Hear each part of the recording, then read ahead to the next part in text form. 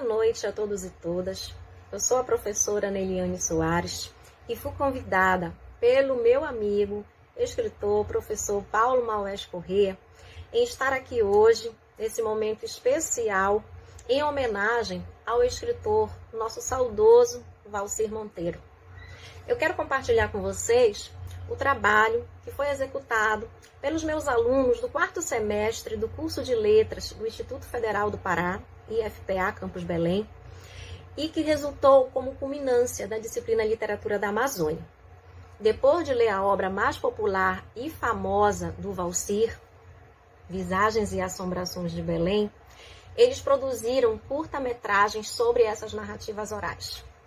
Eu desejo que vocês se sintam à vontade e que possam prestigiar esse trabalho e que se sintam também motivados a ler, aqueles que ainda não leram, Visagens e Assombrações de Belém. Viva Valcir!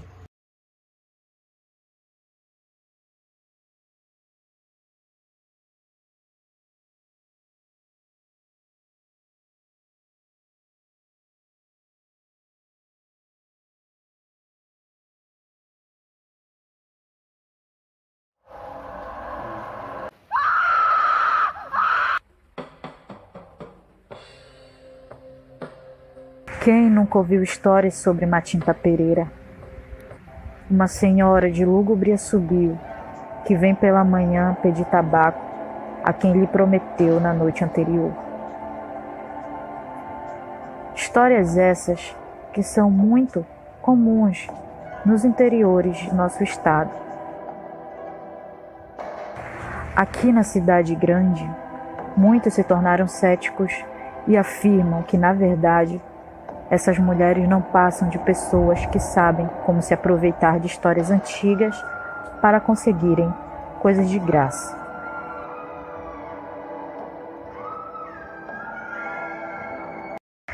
Eram meados da década de 60 e o desenvolvimento chegava às áreas periféricas de Belém.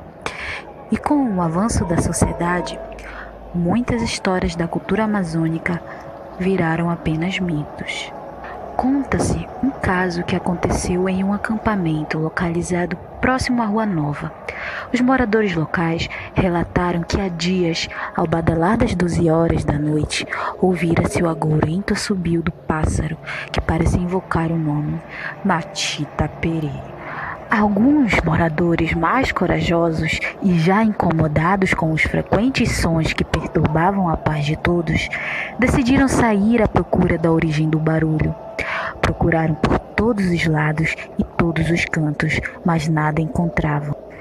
Dias se passaram e não obtiveram nenhum resultado. Foi então quando uma moradora local tomou a frente das investigações e, com a ajuda do dono de um clube local, decidiram procurar por quem é entendido do assunto. Então viajaram para o interior para falar com Dona Benedita. Ela, uma sábia senhora que já tinha vivido e ouvido de tudo um pouco. Dona Benedita os orientou a prepararem um ritual para aprisionar e assim descobrir a causadora do pânico no acampamento durante a noite. Bom, assim que eles retornaram, juntaram os materiais necessários para a armadilha, que incluíam uma tesoura que nunca havia sido usada, uma chave e um terço. Quando o relógio avisou que havia chegado à meia-noite, foram todos botar o plano em ação. Primeiramente, enterraram a tesoura aberta no quintal e, em seguida, colocaram a chave no meio da abertura da tesoura. Por cima, então, foi colocado o terço. O último passo era todos começarem a rezar e a esperar a criatura ser pega pelo rito. Aproximadamente 4 horas depois, ouviram um som gutural, como um ronco de um porco, e o barulho agitado, como de um animal se debatendo no exato lugar onde haviam enterrado a tesoura e os demais objetos. Então, todos ali se assustaram com o aparecimento repentino da figura. Uns se perguntavam, mas não era ela um pássaro? Mas outros respondiam: Matinta Pereira pode se transformar em bicho que ela quiser, e isso depende apenas da sua própria vontade. No entanto, por mais curiosos que muitos estivessem, ninguém se atreveu a olhar o que estava preso ali no quintal. A imaginação do que seria já era mais do que suficiente para fazer o mais corajoso ali ficar com as pernas bambas. Além de que ninguém deveria chegar perto até o amanhecer, que é quando ela se transforma em gente novamente e fica sem os poderes de Matinta Pereira. Passado o tempo estipulado para a transformação do ser que se debatia em pessoa, todos foram olhar para enfim desvendar esse mistério que tanto incomodava os moradores do acampamento da Rua Nova. E para a surpresa de todos, lá havia uma mulher que tentava se esforçar para sair da armadilha. Decidiram então levá-la às autoridades locais e a seguraram para que não fugisse, e então desfizeram um feitiço que a Matinta havia sido presa. Chegando então à delegacia, denunciaram ao delegado que a tal mulher virava Matinta Pereira e que estava perturbando a paz dos moradores. O delegado então levou a mulher para ser entrevistada e, após diversas perguntas, descobriu que a mulher morava sozinha e que não tinha nenhum parente vivo. Ela disse ainda que morava no bairro dos Jurunas, mas não havia crime algum feito por ela que obrigasse o delegado a mantê-la presa. Afinal, virar Matinta Pereira não é crime. Então, o delegado soltou a mulher. Toda noite, apenas nesse acampamento, ao soar das 12 horas da noite, ouve-se o terrível assobio. Os moradores locais, sabendo do que aconteceu, exclamam que é a Matinta Pereira, se vingando pelo que lhe fizeram.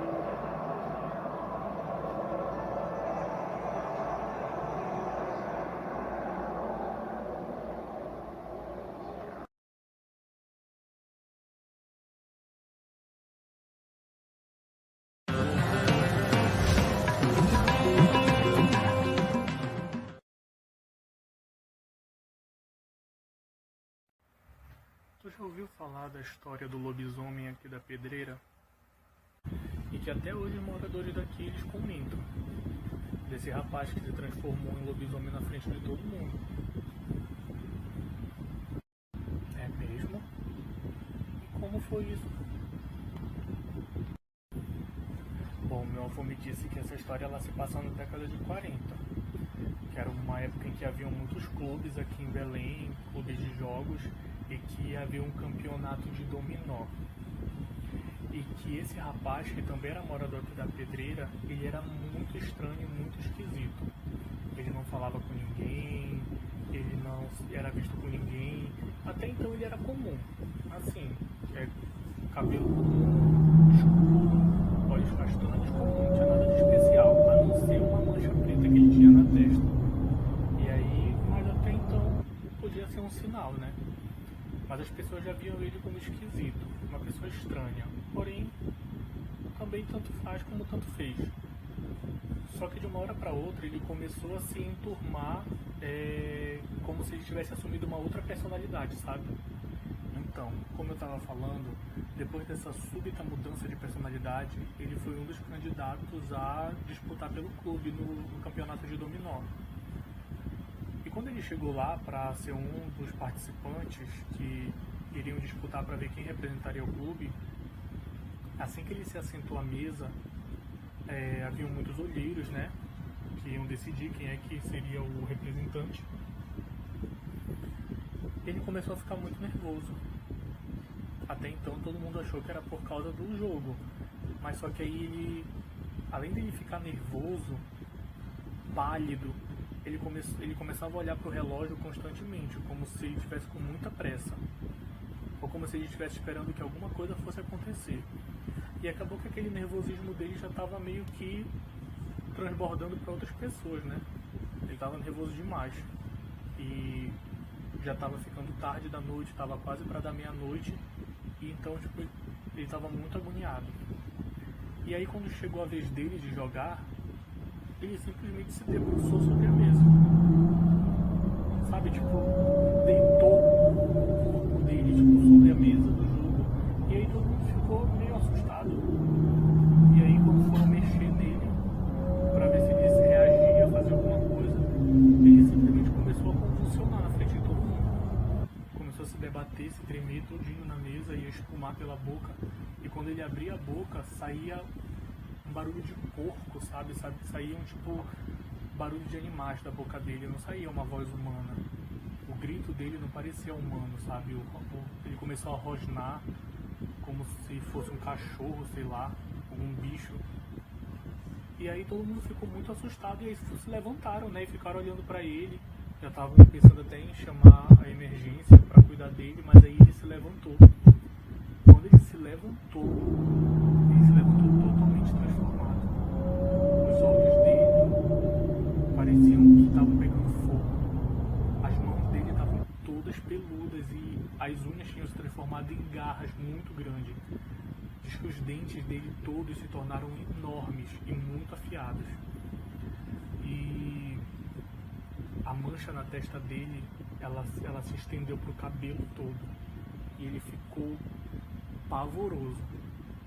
E as pessoas que estavam ali, que viram a fisionomia dele, que viram a feição dele, como ele tinha se transformado, diz que foi gente pulando a janela, se atropelando na porta para sair, porque era uma coisa horrível. E nessa hora ele soltou um uivo horroroso. Horroroso mesmo, que todo mundo se arrepiou. E aí ele saiu correndo, pulou por cima de todo mundo e foi embora para dentro do mato. E até hoje se é verdade eu não sei. Eu sei que eu não entro no mato nunca mais na minha vida. E você ainda passar por uma situação dessa? Não. Pois é, né? E vocês? Acreditam na história do lobisomem da pedreira?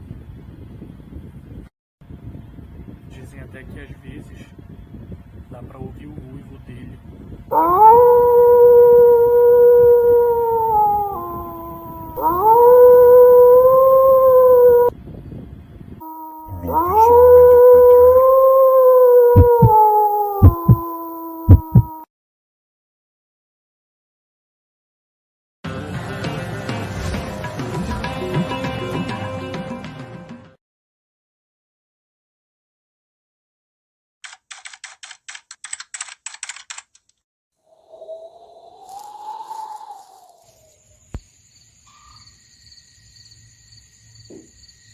Mas de novo essa Matita Pereira aqui pelas redondezas, comadre. Ela quer catavanco! Mas de mim, ela não leva nada. E se me chatear, eu lhe dou um tiro. Mas, compadre, não se deve desejar mal a ela. Já basta a sina que ela carrega. Pois Matita Pereira é alma penada. Pois que vá cumprir sua pena mais adiante e não venha me perturbar com seus assobios. Morasse nas ruas ou travessa Marquês de Eval, Uruzu, Antônio Baena e Visconde de Inhaúma, conhecia bem a velha Mariana. Diziam que já foi muito rica na fase boa da borracha, mas perdeu tudo e ficou reduzida a uma casinha humilde naquele recanto de Belém, conhecido como Bacabal. Ali na travessa Antônio Baena, entre Marquês de Eval e Visconde de Inhaúma, ficava sua casa, triste morada para quem conheceu o esplendor. De dia era uma grande benzedeira, cuidava de qualquer doença, mas à noite a situação era outra.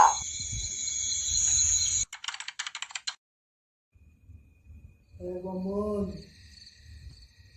hoje o dia foi extinto, eu tô cansado pra caramba. Mas eu já tomei meu açaizinho com charque, eu tô de boa. Até queria marcar esse brega aí, mas não dá não. Eu vou é dormir.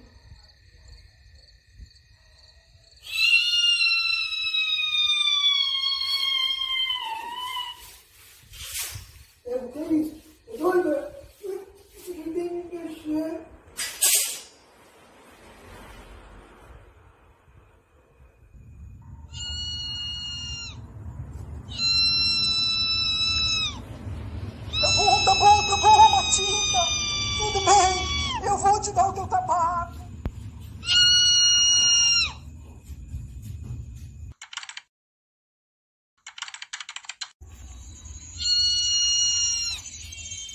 E você? Vai se arriscar e afrontar a Matita Pereira?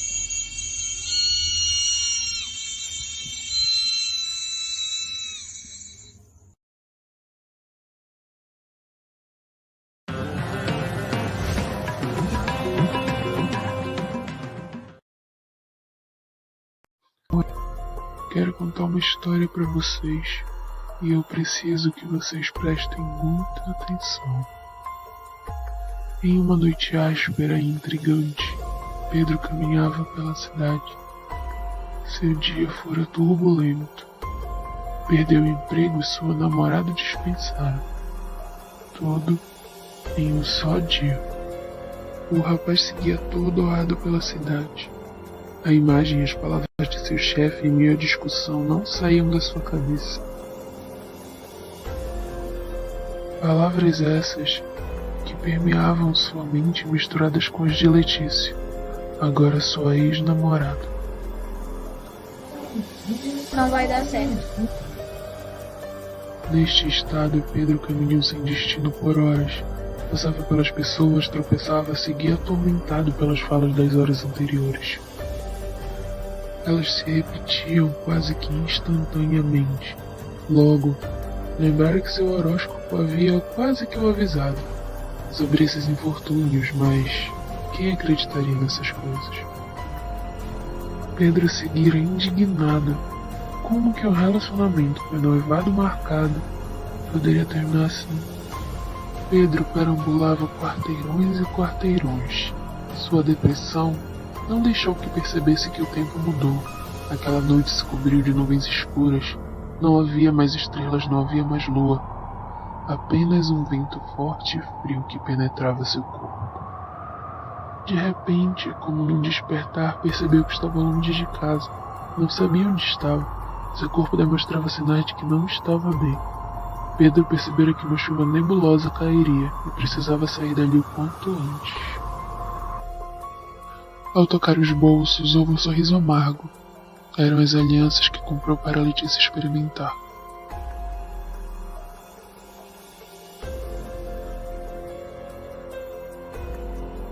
Relâmpagos riscavam o céu. Trovões altos, que iluminavam as vegetações das estranhas casas, faziam com que seu mal-estar aumentasse. Olhando ao redor, viu que não havia ninguém. E quando resolve se apressar, ecoa aquela voz. Boa noite. Era uma voz suave e doce. Bruscamente se vira e onde não havia ninguém, se encontrava uma moça. Boa noite. Você parece um pouco triste e assustado. Mas não queria que ela fosse com você. Tenha medo de uma moça. Não é medo. Eu só não tinha te visto. Bem, eu tava te observando um tempo. Você não me viu porque eu tava atrás das árvores. Os trovões continuavam, e eles caminhavam lado a lado. Suas mãos roçavam, quase que se uniam. Pedro passara a olhar para a moça. Parecia pura, elegante. Era diferente. Sua beleza era diferente.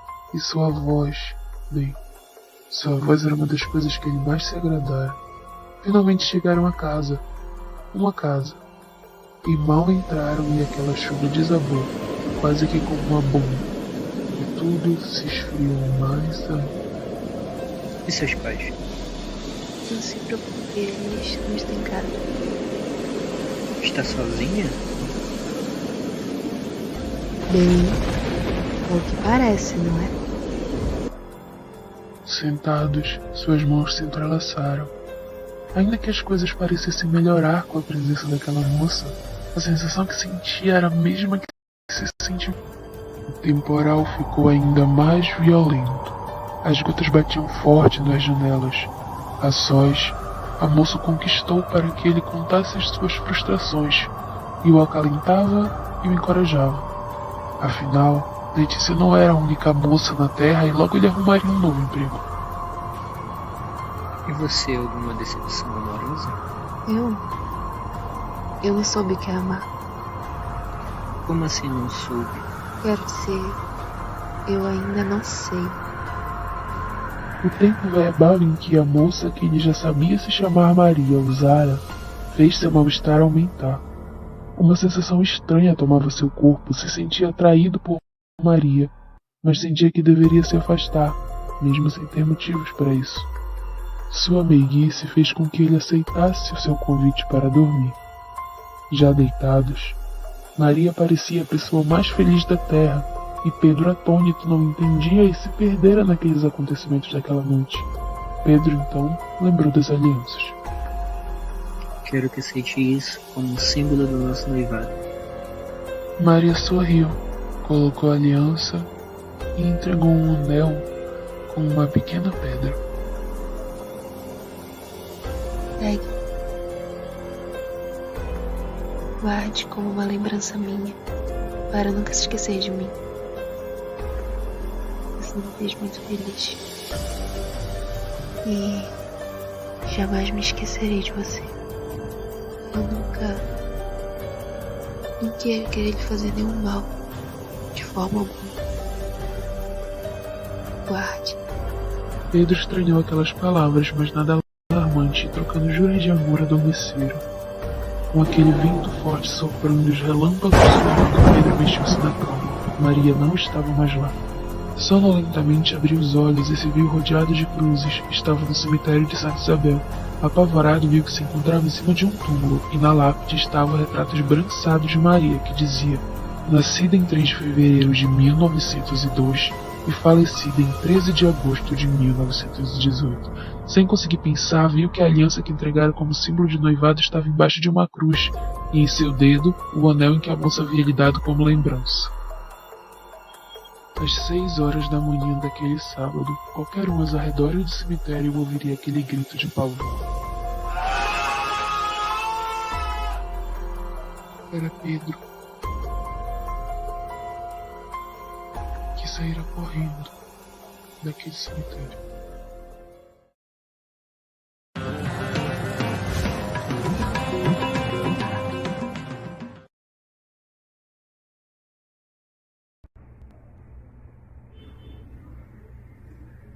Quer me indicar? Alô? Tá onde? Vai pra janela que eu quero te contar um negócio. Tá bom. Relacionar melhor. Ei, tu lembra do Valci? O Valci Monteiro. Aquele que foi lá na casa. Que foi junto com a tia Lindóia lá na casa do vô brasileiro? Lembro. Passar uma semana lá em Mangabeira? Sim, lembro. Lembra dele? Sim. Pois é, menina. Eu aprendi uma lenda urbana dele. Eu sei que tu gosta de negócio de mensagem, né? Adoro. Eu vou te contar. Acho que tinha o Vinícius. Vinícius é um soldado lá daquele quartel da aeronáutica lá do Almirante Barroso. Não sabe onde é? Pois então, acho que o pequeno era merengueiro que só. Gostava muito do merengue. Dançava o merengue só ele. E ia pra tudo quanto era festa. Todo local que tinha festa em Belém ele ia. Lá pela Pedreira, Guamá, Cremação, tudo ele ia. Pois então, esse pequeno não tinha nem 4ª série, menina. Aí entrou para a aeronáutica, mas não podia ouvir falar de uma festa, que lá estava ele. Podia ser merengue, lambada que ele ia. Pegava muita punição, não era por outra coisa, só por causa disso, no quartel.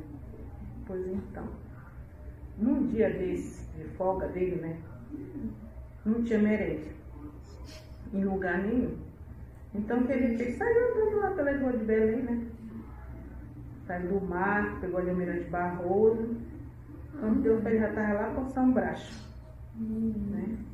E de lá ele viu uma pequenazinha toda vestida de branco, com vestidinho assim, bem curtinho, uma mini saia branca. E ele, esperto que só ele, né? Ele foi logo em cima dela. E aí, morena, tá de boa, bora dar uma passeada? Bora fazer filhinho? Tá. E ela não olhava pra ele, né? Só respondeu, mas não olhava de jeito nenhum pra ele. E ela foi seguindo o caminho dela e ele foi com ela. Pegou na cintura dela e saiu. Andando lá pelo rumo de São Brás, ali, por Canudos. E anda. Acho que andaram. Quando chegou uma certa hora, ele perguntou pra ela, mas tu mora muito longe. Aí ela disse, tu não quer voltar? Tu é muito corajoso, né? Pode voltar. Aí ele disse, não. Por quê? Não tenho medo de nada, não. É teu chamego que mora por aí, é? Ela disse, não tenho marido. Ele disse, não, eu vou contigo. E se apertou mais perto dela. Quando chegou perto dela, mais assim, pertinho, agachadinho, né? Pegou na mão dela.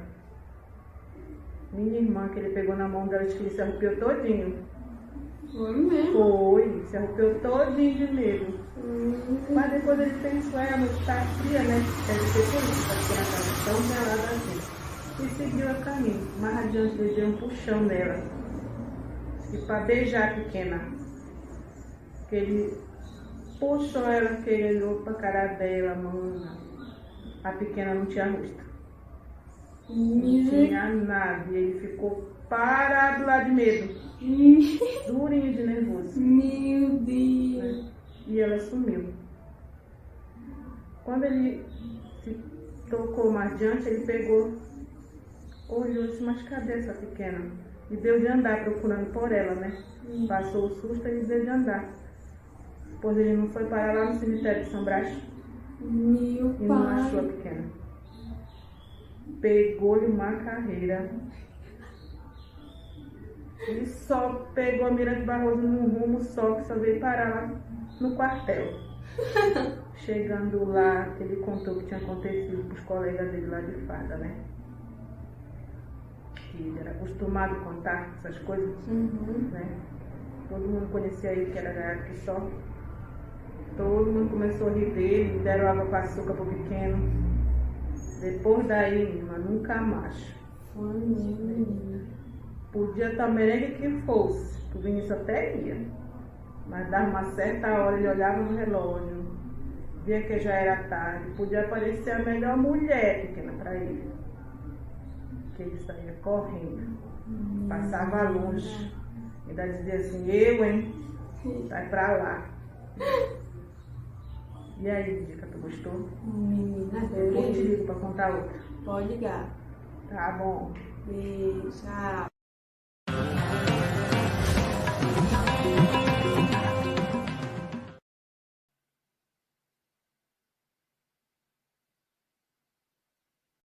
Sempre a mesma história, anos após anos. Primeiro seu Raimundo, depois seu Walter, seu João e seu Antônio. Todos contam que numa noite de 19 de abril, passando às 10 da noite, uma moça bonita, roupas brancas, um pouco quanto ultrapassadas daquele tempo, pedia carona e então embarcava no táxi o qual estivera mais próximo dela.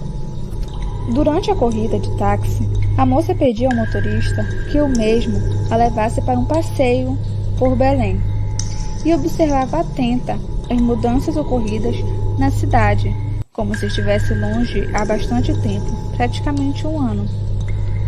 Observava então a moça. Tal coisa mudou. Ali, crianças brincavam de futebol no campinho que agora é um prédio. Terminada a corrida, a moça então decide seguir seu trajeto andando. No entanto, entrega um pequeno papel ao motorista informando o endereço o qual o trabalhador poderia cobrar a corrida naquele local. No dia seguinte, o taxista então fora cobrar na casa que a mesma falara e se depara com a terrível notícia de que a mesma falecera de tuberculose há muito tempo e em vida. Todo dia 19 de abril, data a qual comemora o seu aniversário, costumava ganhar de seu pai uma visita pelo centro da cidade. Muitos motoristas, tal como seu Raimundo, seu Walter, seu João e seu Antônio, quando descobriram a verdadeira história de Josefina, ficaram em choque. Outros passavam mal. Alguns vieram a ficar dias internados e houve relatos de que um deles veio a falecer. Sim, Peixada. O rapaz falou lá sobre a loura lá. A loura da de Santa Isabel, do cemitério. Então, a maioria do velho guarda já pegaram ela. Eu já peguei ela, deixei na frente de uma casa ali na Caripuna e cheguei lá para receber. Ela não morava mais lá, tinha morrido. Ela disse sempre lá pronta ela. Nessa época, naquela época, né? Eu tenho 30 e poucos anos de praça e nós já pegamos uma loura bonita, peguei ela. Outro dia eu já estava arriado, febre e dor de cabeça. Já peguei, sim, tranquilo. Eu parei lá na frente, para cada entrada do cemitério e peguei essa mulher, mais de meia-noite. Peguei ela, não tinha quase ninguém na rua. E levei ela na casa dela, quando ela me apresentou, eu fui lá e bati na porta lá e cobrei minha corrida. Eu não sabia. E me pagaram, disseram que ela já está aprontando aí. E me pagaram.